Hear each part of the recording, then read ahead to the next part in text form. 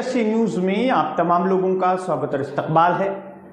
जैसा कि दिल्ली में सियासत उरूज पर है और हर कोई अपने आप को समाजी कारकुन होने का या एक तरीके से कह दो कि आवाम की फलाह बहबूद करने के काम करने के दावे कर रहे हैं, लेकिन ना तो मरकज की बीजेपी सरकार इस मामले में संजीदा है और ना ही दिल्ली रियासत की केजरीवाल सरकार इस मामले को लेकर संजीदा है। इसलिए मुसलसल कई तरीके की खबरें आ रही हैं और ये भी खबर है कि केजरीवाल ने जितने वादे किए थे दिल्ली में, वो 2-3 को छोड़कर सारे के सारे वादे झूठे साबित हुए और उन्होंने पूरे नहीं किए।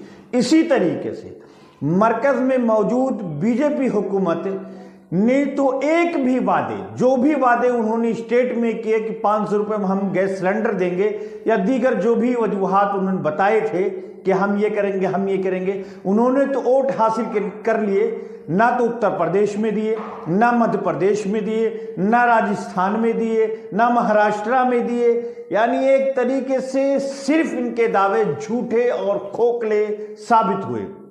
लेकिन वही जब कांग्रेस ने कर्नाटक में वादे किए कि हम 5 निकाती काम करेंगे, तो कांग्रेस ने उसको पूरा करके दिखाया। बल्कि राजस्थान में भी उसने वादा किया था कि हम 500 रुपये में सिलेंडर देंगे, तो उसने हत्तल इम्कान पूरे 500 रुपये में सिलेंडर दिए। लेकिन अब ये तमाम तरीके के दावे झूठे के झूठे साबित नहीं हो रहे थे। कांग्रेस ने जो भी वादा किया, इसी तरीके से इसके लीडरान भी काफी संजीदा हैं और वो अब दावा नहीं करने के मूड में हैं, बल्कि जमीन पर काम करने के काम करके दिखाने के लिए तैयार है। इसीलिए गुज़िश्ता रोज जब दिल्ली के उम्मीदवारों के लिए कांग्रेस के साबिक प्रेसिडेंट, साबिक सदर लोगों से वोट मांगने के लिए रात में निकले, तो उन्होंने उधर से गुजरते हुए INA यानी एम्स के पास फुटपाथ पर सो रहे मरीजों के रफ़क़ा से और उनके इज़्ज़-व-अक़ारिब से बात की, तो पता चला कि इनके मरीज इस हॉस्पिटल यानी एम्स में भर्ती हैं और उनका इलाज चल रहा है। इसीलिए वो बाहर फुटपाथ पे सो रहे हैं, क्योंकि उनके रहने की जगह दिल्ली गवर्नमेंट ने नहीं किए हैं। यानी ना तो रैन बसेरों का इंतजाम है और ना ही मरीजों के रहने के लिए हॉस्पिटल में कोई इंतजाम है। इससे साफ पता चलता है कि दिल्ली की रियासती हुकूमत यानी अरविंद केजरीवाल ने जो वादे किए थे वो सरासर झूठे हैं। इसी तरीके से मोदी जी के एम्स हॉस्पिटल, जिसको महावीर इनक्लू ट्रेनिंग सेंटर भी कहा जाता है, वहां भी इसी तरीके की सहूलियात नहीं है। इससे साफ पता चलता है कि मरकज और रियासत की दोनों हुकूमतें सिर्फ आवाम को दिखाने के लिए वादे करती हैं, लेकिन इनके भी केक भी अमली जामा नहीं पहनाया गया। मैं ये सिर्फ ऐसे नहीं कह रहा हूं, आप लोग खुद ही देखें कि राहुल गांधी रात में 1:30 बजे INA के उस ब्रिज से गुजर रहे होते हैं, तो लोगों को देखते हैं फुटपाथ पे सोते हुए, तो उन्होंने अपनी गाड़ी रोकी। जरा आप लोग खुद ही देखें।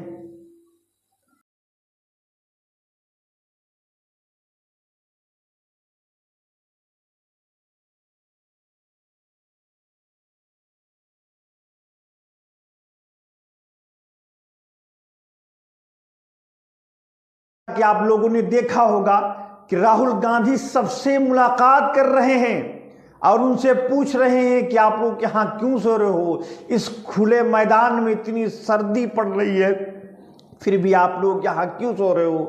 तब उस पर उन लोगों ने बताया कि हम यहाँ इलाज कराने के लिए आए हैं, हमें 2-3 दिन का टाइम दिया गया है कि आपका इलाज 2-3 दिन में होगा, इसलिए हम रुके हुए हैं। बल्कि कुछ लोगों ने तो यहाँ तक बताया कि हमें 7 दिन की मोहलत दी गई है, तो हमारे पास इतने पैसे नहीं हैं कि हम बिहार जाएं और उसके बाद आएं। इस आने और जाने में जो खर्च होगा हम वो खर्च बर्दाश्त नहीं कर सकते।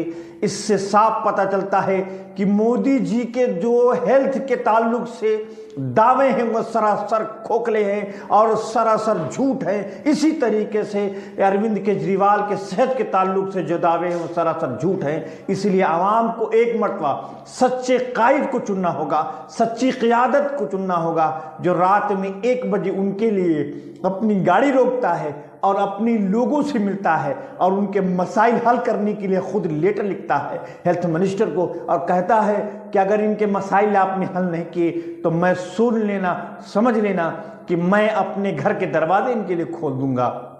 इससे साफ जाहिर होता है कि अगर इस मुल्क को ऐसा सच्चा और कायद मिल गया तो वाकईतन इस मुल्क की किस्मत सुधर जाएगी। इस मुल्क में रहने वाले तमाम के तमाम लोग खुशहाल हो जाएंगे। वैसे इससे पहले 10 साल मनमोहन की सरकार रही तो वाकईतन हर कोई बंदा बिजनेस करने वाला खुश था, क्योंकि वो उनके यहाँ एक नज़रिया है, एक सोच है, एक तकलीक है कि हम नहीं खुश कर रह सकते जब तक कि आवाम खुश नहीं रह सकती। इसलिए तमाम लोगों को कांग्रेस की उस मौजूदा यानी मनमोहन सिंह की यूपीए सरकार के बारे में सोचना होगा कि कहीं कोई भी परेशानी नहीं थी। इस तरीके से परेशानियां तो मुल्क है, परेशानियां होंगी, सड़क हादसात होंगे, दीगर चीज़ें होंगी, लेकिन खाने पीने की, रोज़गार के वो मसाइल, इतने मसाइल नहीं थे कि नौजवान सड़कों पे आएँ, मरीज़ पेशेंट सड़कों पे सोएं। इस तरीके के मसाइल नहीं थे। बल्कि कई मरतबा ऐसा हो देखा भी गया कि शीला दीक्षित ने भी रात में जाकर के लोगों से पूछा कि आप लोग फुटपाथ पे क्यों सोते हैं, फिर उसके बाद रैन बसेरों का इंतज़ाम कराया। इसलिए तमाम लोगों से, ख़ास करके दिल्ली वालों से ये कहना है कि ऐसी क़ियादत को अपने सरों पर ताज के तौर पर अपनाओ, ताज के तौर पर पहनो, ताकि एक दिन तुम्हें भी ये फ़ख्र महसूस हो कि हमने वाक़ईतन इन झूठे वादे मक्कारों को हमने बाहर निकाला और अब हम अच्छे और सुकून के साथ ज़िंदगी गुजार रहे हैं।